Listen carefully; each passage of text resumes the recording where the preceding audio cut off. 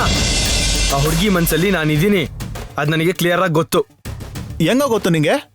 ಎಷ್ಟು ದಿನ ಅಂತ ಆ ಹುಡುಗಿಗೆ ನೀನು ಇಷ್ಟ ಅಂತ ಹೇಳ್ತಿರ್ತೀಯ? ಹೌದಣ್ಣ, ಆಫೀಸಲ್ಲಿ ಗೀತಾ ಸೈನ್ ಮಾಡಬೇಕಾಗಿರೋ ಪೇಪರ್ಸ್ಗಳ ಮೇಲೆ ಕೂಡ ಅವಳ ಹೆಸರು ಬದಲಾಗಿ ನನ್ನ ಹೆಸರು ಹಾಕಿ ಸೈನ್ ಮಾಡಿದಾಳೆ. ಅದು ನಾನು ಕಣ್ಣಾರೆ ನೋಡಿದ್ದೀನಿ. ಆ ಹುಡುಗಿ ಮನಸ್ಸಲ್ಲಿ ನಾನೇನಾದರೂ ಇರಲಿಲ್ಲ ಅಂತಂದಿದ್ರೆ ಅವಳ ಹೆಸರನ್ನ ಕೂಡ ಮರ್ತು ಹೋಗಿ ನನ್ನ ಹೆಸರು ನಿನಗೆ ಸೈನ್ ಮಾಡ್ತಾ ಇದ್ಲು.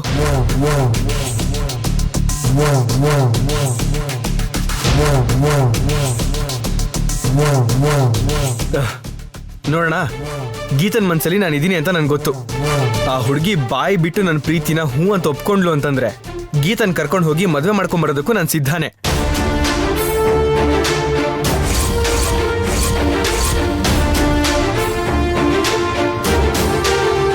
ನೀನೇನೋ ಅವತ್ತೊಂದಿನ ಗೀತಾ ಒಪ್ಕೊಂಡ್ರು ಅಮ್ಮನ ಒಪ್ಸೆ ಮದುವೆ ಆಗ್ತೀನಿ ಅಂದೆ. ಈ ಗೀತಾ ಸರಿ ಅಂದ್ರೆ ಓಡೋಗಿ ಮದುವೆ ಆಗ್ತೀನಿ ಅಂತಿದ್ಯಾ? ಹೌದಣ್ಣ, ಏನ್ ಮಾಡೋದು? ಗೀತಾ ಇಲ್ಲದೆ ನಂಗೆ ಬದುಕಕ್ಕಾಗಲ್ಲ. ಗೀತಾ ಒಂದ್ಸಲ ಸರಿ ಅನ್ನೋ ಒಂದು ಮಾತು ಹೇಳಿದ್ರೆ ಸಾಕು, ಗೀತನ್ ಕರ್ಕೊಂಡು ಹೋಗಿ ಮದುವೆ ಮಾಡ್ಕೊಂಡ್ ಬರ್ತೀನಿ. ಆಮೇಲೆ ಅಮ್ಮನ ಕೈಕಾಲು ಹಿಡ್ಕೊಂಡಾದ್ರು ಅಮ್ಮನ ಒಪ್ಪಿಸ್ಕೋತೀನಿ. ಗೀತಾ ಇಲ್ದಂಗೆ ಇರಕ್ಕಾಗಲ್ಲ ಅಣ್ಣ. ನಾನು ವೇಟ್ ಮಾಡ್ತಾ ಇರೋದು ಗೀತಾ ಹೂ ಅನ್ನೋದಕ್ಕಷ್ಟೇ. ಹೆಂಗಾದ್ರೂ ಸರಿ ಗೀತನ್ ಬಾಯಲ್ಲಿ ನಾನು ಹೂ ಅನ್ನಿಸ್ಬೇಕು. ಅಮ್ಮ ನೋಡೋ ಸಂಬಂಧದಿಂದ ತಪ್ಪಿಸ್ಕೋಬೇಕು.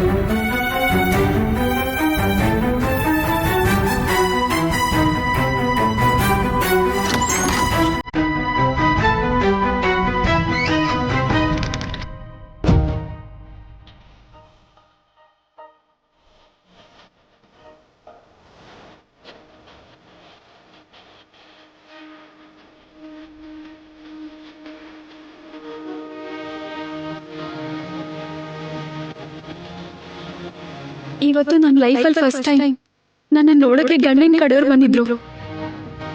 ಎಲ್ಲ ಹೆಣ್ಮಕ್ಳ ತರನೇ ನನ್ನ ಮದುವೆ ಬಗ್ಗೆನೂ ಆಸೆ ಮತ್ತೆ ಕನಸುಗಳಿವೆ.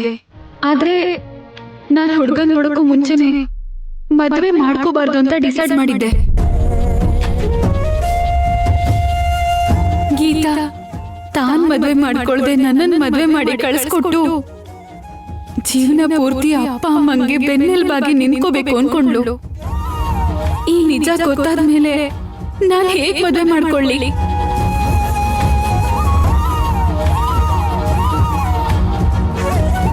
ಅವಳು ಮಾಡ್ಬೇಕಾಗಿರೋ ಕೆಲ್ಸನ ನಾನು ಮಾಡ್ಬೇಕು ಅನ್ಕೊಂಡೆ.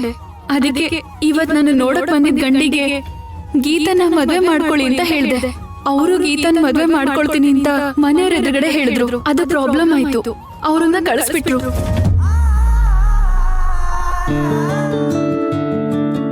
ಇವತ್ತು ಎರಡನೇ ಸಂಬಂಧ ಬಂದಿತ್ತು. ಮತ್ತೆ ನನ್ನ ನೋಡಕ್ ಬಂದಿದ್ ಮದ್ವೆ ಗಂಡಿಗೆ ಗೀತನ ಮದ್ವೆ ಮಾಡ್ಕೊಳ್ಳಿ ಅಂತ ಹೇಳ್ದೆ. ಆದ್ರೆ ಮನೇಲಿ ಅಮ್ಮ ಅಪ್ಪ ದೊಡ್ಡೋಳ್ನ ನೋಡ್ಬಿಟ್ಟು ಚಿಕ್ಕೋಳ್ನ ಯಾಕೆ ಹೇಳ್ತಿದ್ದೀರಾ ಅಂತ ಗಲಾಟೆ ಮಾಡಿದ್ರು. ಬಂದಿದ್ ಸಂಬಂಧನ ಮತ್ತೆ ಕಳಿಸಿದ್ರು. ಈಗಾಗ್ಲೇ 14 ಸಂಬಂಧಗಳನ್ನ ನೋಡಿದೀನಿ. ಬಂದಿದ್ ಪ್ರತಿ ಸಂಬಂಧಕ್ಕೂನು ಗೀತನ ಮದ್ವೆ ಮಾಡ್ಕೊಳ್ಳಿ ಅಂತ ಪ್ರತಿ ಹುಡುಗಂಗೂ ಹೇಳ್ತಾನೆ ಇದ್ದೆ. ಅವರು ಗೀತನ್ ಮದ್ವೆ ಆಗೋಕೆ ರೆಡಿನೇ ಇದ್ರು. ಆದ್ರೆ ಅಪ್ಪ ಮತ್ತೆ ಅಮ್ಮ ಒಪ್ಕೊಳ್ಳೇ ಇಲ್ಲ. ಏನ್ ಮಾಡ್ಲಿ? ನನ್ನ ಜೀವನದಲ್ಲಿ ಪ್ರೀತಿಗೆ ಮದ್ವೆಗೆ ಜಾಗ ಇರಲ್ಲ. ಗೀತಾ ಮಾಡ್ಬೇಕು ಅನ್ಕೊಂಡಿದ್ದನ್ನ ನಾನ್ ಮಾಡಿ ಗೀತನ ಮದ್ವೆ ಮಾಡಿ ಕಳಿಸ್ಬೇಕು ಅನ್ಕೊಂಡೆ. ಆದ್ರೆ ಇವತ್ತು ಮನೇಲಿ ಎಲ್ರಿಗೂ ನಾನೇ ನನ್ನ ಕೈಯಾರೆ ಈ ಮದ್ವೆ ವಿಷಯನ ಹಾಳು ಮಾಡ್ಕೋತಾ ಇದ್ದೀನಿ ಅಂತ ಗೊತ್ತಾಗೋಯ್ತು. ಯಾವತ್ತೂ ಕೋಪ ಮಾಡ್ಕೊಳ್ದೇ ಇರೋ ಅಪ್ಪ ಇವತ್ತು ನನ್ನನ್ನ ಹೊಡೆದ್ಬಿಟ್ರು.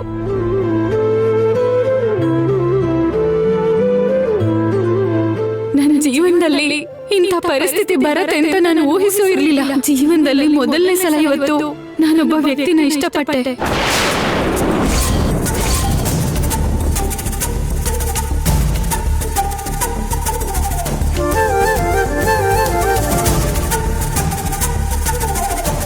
ಅವನು ಬೈ ಮಿಸ್ಟೇಕ್ ಆಗಿ ಹುಡುಗಿ ನೋಡಕ್ ನಮ್ಮನೆಗ್ ಬಂದಿದ್ದ. ನಾನು ಅವನನ್ನ ಮದ್ವೆ ಹುಡುಗ ಅಂತಾನೆ ಅನ್ಕೊಂಡಿದ್ದೆ. ಆಮೇಲೆ ನೋಡಿದ್ರೆ ಅವನು ಅಡ್ರೆಸ್ ತಪ್ಪಿ ನಮ್ಮ ಮನೆಗ್ ಬಂದಿದ್ದ ಅಂತ ಗೊತ್ತಾಯ್ತು. ಆದ್ರೆ ಅವನು ನನಗಿಷ್ಟ ಆದ.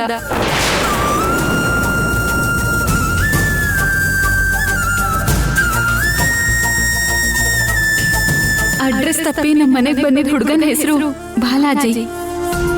ಬಾಲಾಜಿ ಅಂದ್ರೆ ನನಗೆ ಗೊತ್ತಾದ್ರೆ ಯಾಕೋ ಅವನ ಮೇಲೆ ಪ್ರೀತಿ ಹುಟ್ಟು. ಬಾಲಾಜಿ ಇವತ್ತು ನನಗೆ ಲೆಟರ್ ಬರೆದಿದ್ದ. ಆ ಲೆಟರ್ ಅಲ್ಲಿ ಅವನು ನಮ್ಮ ಮನೆಗೆ ಹೇಗೆ ಬಂದ, ಯಾಕೆ ಬಂದ ಅನ್ನೋ ಡೀಟೇಲ್ಸ್ನೆಲ್ಲ ಹೇಳಿ ನನ್ನನ್ನು ಅವನು ಇಷ್ಟಪಡ್ತಿರೋ ವಿಷಯನೂ ತಿಳಿಸ್ದ.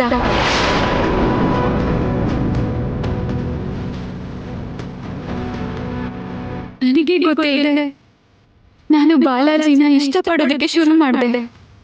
ಆದ್ರೆ ಬಾಲಾಜಿಗೆ ನನ್ನ ಪ್ರೀತಿ ವಿಷಯ ಹೇಳಿಲ್ಲ. ಹೇಳೋ ಧೈರ್ಯ ನನಗಿಲ್ಲ.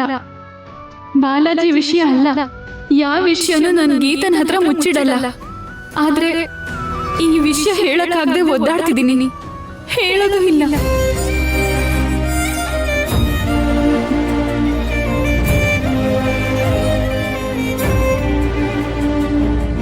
ಬಾಲಾಜಿ ಅವನ ಪ್ರೀತಿನ ಹೇಳ್ಕೊಂಡು ನನ್ನ ಹಿಂದೆನೆ ಬಿದ್ದಿದ್ದಾನೆ.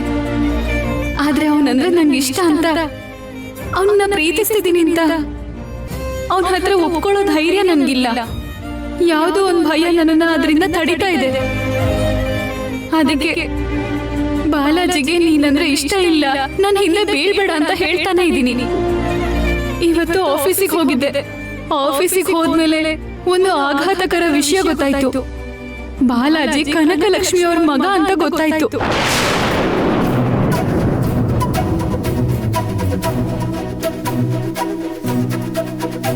ಇಲ್ಲಿವರೆಗೂ ಬಾಲಾಜಿ ಅಂದ್ರೆ ತುಂಬಾ ಪ್ರೀತಿ ಇತ್ತು ನನಗೆ.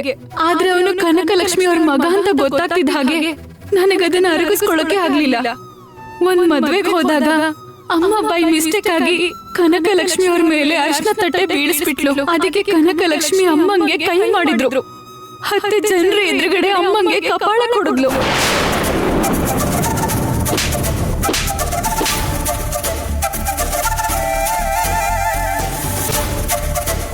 ಅವತ್ತೇ ಗೀತಂಗೆ ಈ ವಿಷಯನ ಹೇಳ್ಬೇಕು ಅನ್ಕೊಂಡೆ.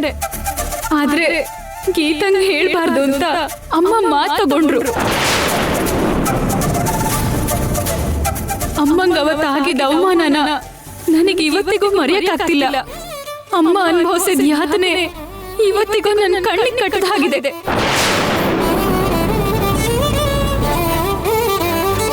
ನಮ್ಮಮ್ಮಂಗೆ ಅವಮಾನ ಮಾಡಿರೋ ಆ ಕನಕಲಕ್ಷ್ಮಿ ಮಗನ್ನ ನಾನು ಹೇಗ್ ಮದುವೆ ಮಾಡ್ಕೊಳ್ಳಿ? ಅದಕ್ಕೆ ನಾನು ನಿರ್ಧಾರಕ್ಕೆ ಬಂದೆ. ನಾನು ಅವಳನ್ನ ಮದುವೆ ಮಾಡ್ಕೊಳ್ಳಲ್ಲ. ಆದ್ರೆ ಬಾಲಾಜಿ ನನ್ನ ಪ್ರಾಣಕ್ಕಿಂತ ಹೆಚ್ಚು ಪ್ರೀತಿಸ್ತಿದ್ದಾನೆ. ನಾನು ಕೂಡ ಬಾಲಾಜಿನ ಅದೇ ತರ ಪ್ರೀತಿಸ್ತಾ ಇದ್ದೀನಿ. ಬಾಲಾಜಿ ಇಲ್ಲದೆ ಇದ್ರೆ ನನಗೆ ಹೇಗ್ ಜೀವನ ಮಾಡ್ಬೇಕು ಅಂತ ಗೊತ್ತಾಗ್ತಿಲ್ಲ.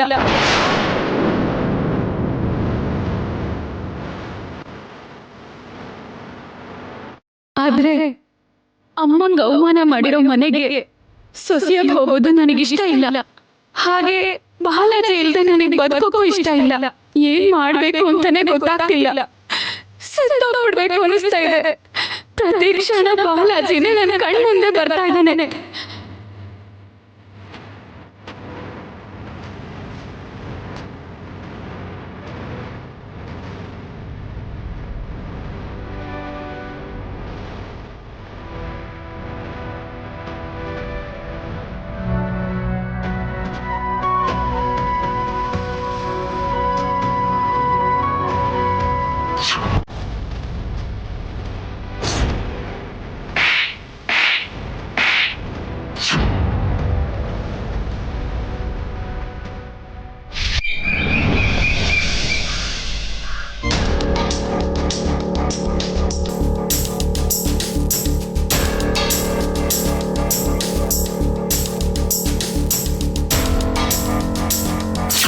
ಗೀತಾ ಇಲ್ಲದೆ ನಂಗೆ ಬದುಕಕ್ಕಾಗಲ್ಲ.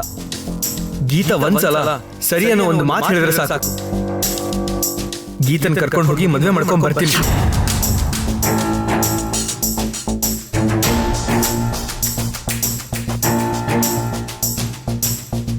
ಕನಕ ಕನಕ, ನಾನ್ ರೆಡಿ, ನೀ ರೆಡಿ ಅದೇನು?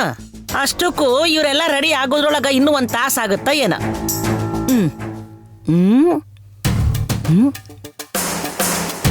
ಕನಕ ಕನಕ, ಏನಾತ? ನಾ ಒಬ್ಬಕಿನ ಮಾತಾಡಕತ್ತೀನಿ. ಹಾನು ಅನ್ನವಲ್ಲಿ ಹೂನು ಅನ್ನವಲ್ಲಿ ಅಂತ ವಿಚಾರ ಏನ್ ಮಾಡಕತ್ತೀಯ?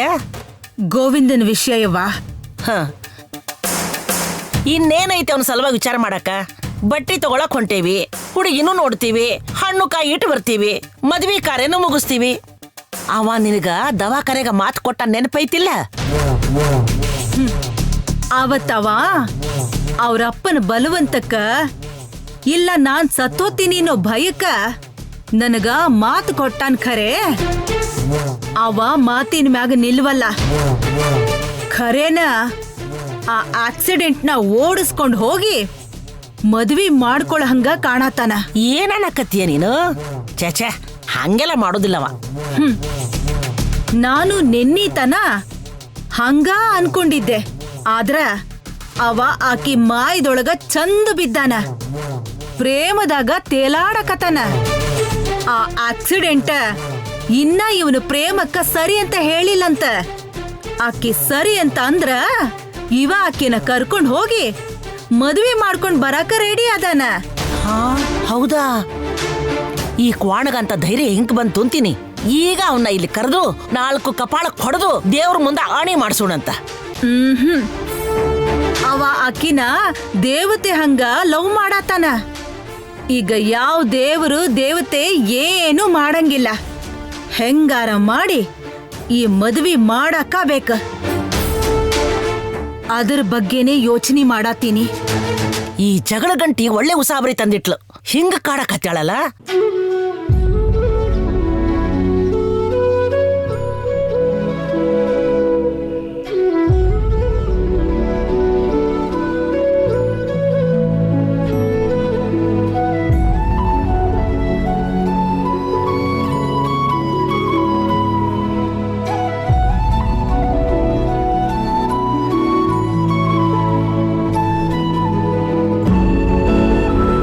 ಪೂರ್ವಿ, ತಿಂಡಿ ಆಯ್ತಾ? ತಿಂತೀನಿ ಬಿಡು.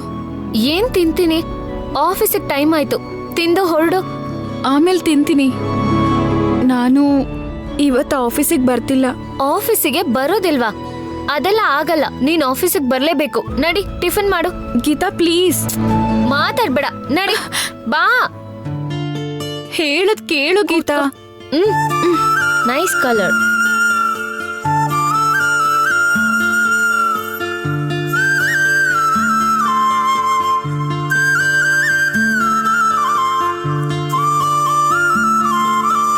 ತಿನ್ನು. ಬೇಡ ಗೀತಾ. ತಿನ್ನು ಅಂದೆ ತಾನೆ.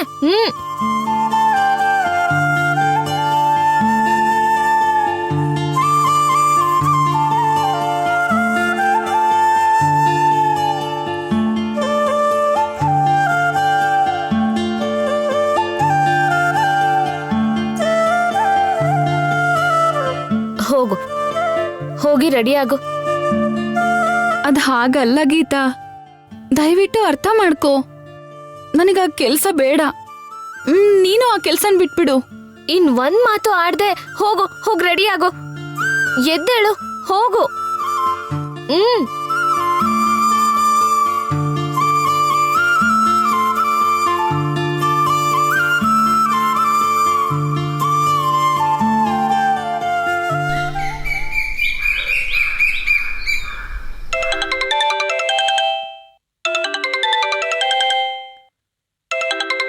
ಇಕ್ಕಿ ಫೋನ್ ಮಾಡ್ತಾಳಲ್ಲ. ಯಾರು? ಆಕಿನ ಆಕ್ಸಿಡೆಂಟ್. ಹೌದಾ? ಮುಂಜಾನೆ ನಿನಗ್ಯಾಕೆ ಫೋನ್ ಮಾಡಕತ್ತಾಳಕಿ? ಬಹುಶಃ ಶಾಪ್ಗೆ ಎಷ್ಟು ಗಂಟೆಗೆ ಬರಬೇಕು ಅಂತ ಕೇಳಕ್ಕ ಫೋನ್ ಮಾಡ್ಯಾಳ. ಹಲೋ, ನೀ ಸೀದಾ 10 ಗಂಟೆಗೆಲ್ಲ ಆ ಬಟ್ಟೆ ಅಂಗಡಿ ಹತ್ರ ಬಾ. ನಾನು ಬಟ್ಟೆ ಶಾಪ್ ಹತ್ರ ಎಷ್ಟೊತ್ತಿಗೆ ಬರ್ಬೇಕು ಅಂತ ಕೇಳೋದಿಕ್ಕೆ ಈಗ ನಿಮಗ್ ಫೋನ್ ಮಾಡ್ಲಿಲ್ಲ. ನಿಮ್ ಹತ್ರ ಮಾತಾಡೋದಿಕ್ಕೆ ಫೋನ್ ಮಾಡ್ದೆ. ನನ್ ಹತ್ರನಾ? ಏನ? ಫೋನಲ್ಲ, ನೇರವಾಗಿ ಮಾತಾಡ್ಬೇಕು. ನನ್ ಹತ್ರ ಮಾತಾಡಕ್ ಏನೈತಿ? ತುಂಬಾ ಮಾತಾಡ್ಬೇಕು. ನೀವ್ ರೆಡಿಯಾಗಿ ಶಿವನ್ ಟೆಂಪಲ್ ಹತ್ರ ಬನ್ನಿ. ಅಲ್ಲಿ ಮಾತಾಡಾದ್ಮೇಲೆ ಶಾಪಿಂಗ್ ಹೋಗೋಣ. ಏನ? ನೀ ನನಗ ಪ್ರೋಗ್ರಾಮ್ ಹೇಳತ್ತಿ? ಹೇಳೋ ಅಂತ ಸಮಯ ಬಂದಿದೆ, ಹೇಳ್ತಿದ್ದೀನಿ. ದಯವಿಟ್ಟು ಹೊರಟು ಬನ್ನಿ. ಏಯ್, ನೀ ನನಗ ಆರ್ಡರ್ ಮಾಡಕ್ ಬರ್ಬೇಡ. ಆರ್ಡರು ರಿಕ್ವೆಸ್ಟೋ ಯಾವ್ದೋ ಒಂದು, ಆದ್ರೆ ಬರ್ಲೇಬೇಕು. ಬನ್ನಿ. ಏಯ್, ಏನನ್ನಕತ್ತೇಳಕಿ? ಆಕಿ ನನ್ನ ಜೊತೆ ಏನೋ ಮಾತಾಡ್ಬೇಕಂತ ಗುಡಿಗ್ ಬಾ ಅಂತ ಹೇಳತ್ತಾಳ. ಆಕಿ ನಿನ್ ಕೂಡ ಮಾತಾಡೋದಂತದ್ದು ಏನಾಯ್ತು? ಅಪ್ಪಿ ತಪ್ಪಿ ಅವ ಈಕಿ ಮಾತಾಡ್ಕೊಂಡು ಒಂದಾಗ್ಬಿಟ್ಟಾರೋ ಏನೋ? ಮತ್ತ ಅವನ ಸಲುವಾಗಿ ಏನಾರ ಮಾತಾಡಕ್ ಕರ್ದಾಳ? ನೋಡ್ತೀನಿ, ಬಂದ ಮೇಲೆ ಅದೇನು ಮಾತಾಡ್ತಾಳೋ ನೋಡ್ತೀನಿ. ಆಮ್ಯಾಲ ಅದೇನು ಮಾಡ್ಬೇಕು ಅಂತ ಡಿಸೈಡ್ ಮಾಡ್ತೀನಿ. ಹೆಂಗೂ ಶಾಪಿಂಗ್ ಹೋಗಕ್ ಮೊದ್ಲ ಗುಡಿಗೆ ಹೋಗ್ಬೇಕು ಅಂತ ಅನ್ಕೊಂಡಿದ್ದೆ. ಈಗ ಎಲ್ರೂ ಹೊರಡಕ್ ಹೇಳ. ಯವ್ವ, ಸಣ್ಣವನ್ನ ದೊಡ್ಡವನ್ನ ಮಾತ್ರ ನಮ್ ಜೊತೆ ಗುಡಿಗೆ ಬರಕ್ ಹೇಳ. ಅಷ್ಟ.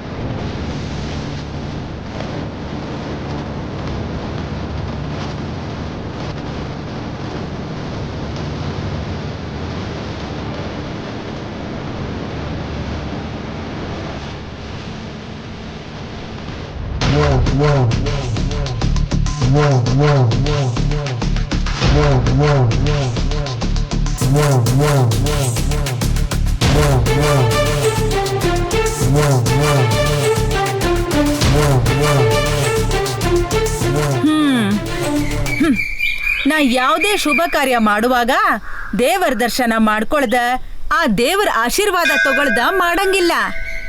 ದೇವರ ದರ್ಶನ ಮಾಡಿ ಆಮೇಲೆ ಮದುವೆಗೆ ಬಟ್ಟಿ ತಗೊಳ್ಳೋದಕ್ಕಂತ ಹೋಗೋಣ.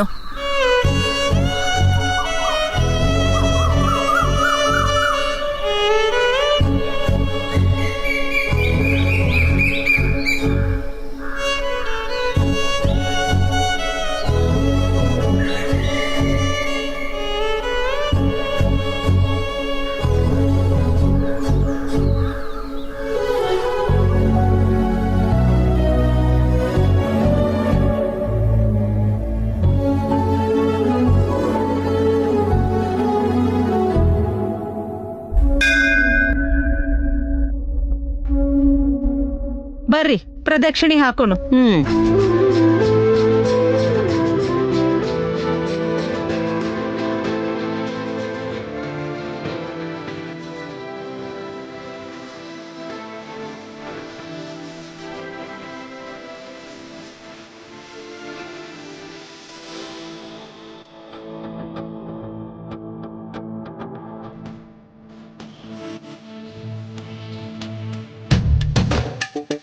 ತಂಗ್ಯವ್ವ, ಅವನು ನಿಧಾನಕ್ಕೆ ಅವಳ ಜೊತೆ ಬರ್ತಾ ಇದ್ದಾನೆ ನೋಡು.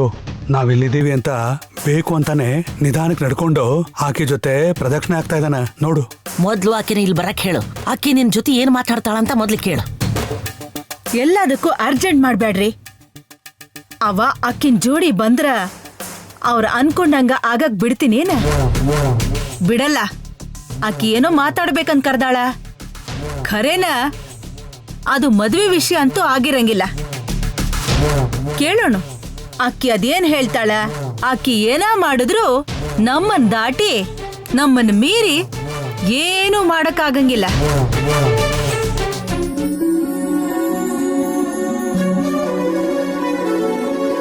ದೇವಸ್ಥಾನಕ್ಕೆ ಬಂದಿದ್ದೀವಿ, ಅದನ್ನ ನೆನ್ಪಿಟ್ಕೋ. ನಾನು ನಿಂಗೆ ಅದನ್ನೇ ನೆನಪಿಸ್ತಾ ಇದ್ದೀನಿ. ದೇವ್ರ ಸನ್ನಿಧಿಲಿ ಇಬ್ರು ಒಟ್ಟಿಗೆ ಹೆಜ್ಜೆ ಇಡ್ತಾ ಇದ್ದೀವಿ.